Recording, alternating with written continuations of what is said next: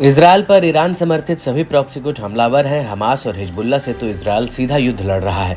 वहीं अन्य समूह जैसे यमन के हूती और इराक का इस्लामिक प्रतिरोध इजरायल पर लगातार हमला कर अपनी मौजूदगी दर्ज कराते रहते हैं। इससे मिडिल ईस्ट में तनाव बरकरार है। आने वाले दिनों में भी इसके वार पलटवार के थमने के कोई आसार नजर नहीं आ रहे हैं।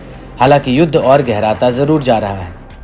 इसी कड़ी में फिर से इराक की ओर से आए ड्रोनों ने इजरायल को दहलाने की पुरजोर कोशिश की। इराक के इस्लामिक प्रतिरोध ने अपने मिशन को अंजाम देने के लिए एडवांस ड्रोन का इस्तेमाल किया।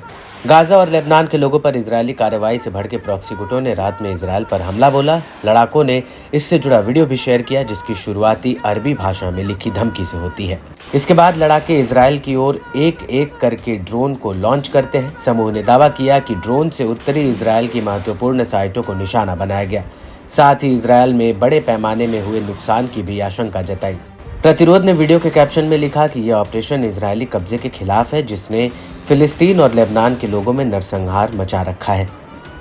इराकी प्रतिरोध ने साफ किया कि फिलिस्तीन और लेबनान पर चल रहे युद्ध के बीच लड़ाके इजरायली गढ़ों के खिलाफ अपना अभियान जारी रखेंगे। इराक के इस्लामिक प्रतिरोध ने कहा कि उसके लड़ाकों ने गुरुवार को कब्जे वाले इलाकों में इजरायली लक्ष्यों पर 7 लंबी दूरी के हमले किए। वहीं गुरुवार को सुबह से लेकर रात तक ऑपरेशन की घोषणा की। सभी एक तरफा हमले ड्रोन के जरिए किए गए।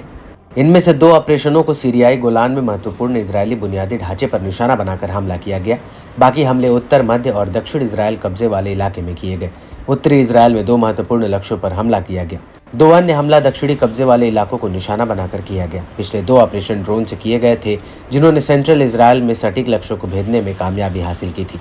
पिछले कई महीने से इराकी समूह कब्जे वाले फिलिस्तीनी और सीरियाई इलाकों में संवेदनशील और महत्वपूर्ण इजरायली ठिकानों पर हमले कर रहा है, जिसमें इलैट बंदरगाह, गोलान हाइट्स और जॉर्डन घाटी शामिल है। समूह ने दोहराया कि जब तक इजरायल गाजा पर नरसंहार की युद्ध और लेबनान के खिलाफ हमले जारी रखेगा, तब तक वो इजरायल के लक्ष्यों के खिलाफ अपने अभियान को और अधिक तेजी के साथ जारी रखेगा। बहरहाल मिडिल ईस्ट में तनाव जस का तस बना हुआ है। वार पलटवार के लंबे दौर से गाजा और अब लेबनान की हजारों जिंदगियां तबाह हो चुकी हैं। ईरान समर्थित प्रॉक्सी समूहों ने इजरायल को युद्ध में ऐसा उलझा दिया है कि उसे कई मोर्चों पर एक साथ जंग लड़ना पड़ रहा है।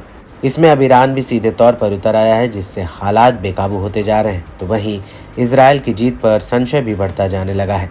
साथ ही युद्ध के विकराल रूप लेने की आशंका काफी हद तक बढ़ चुकी है।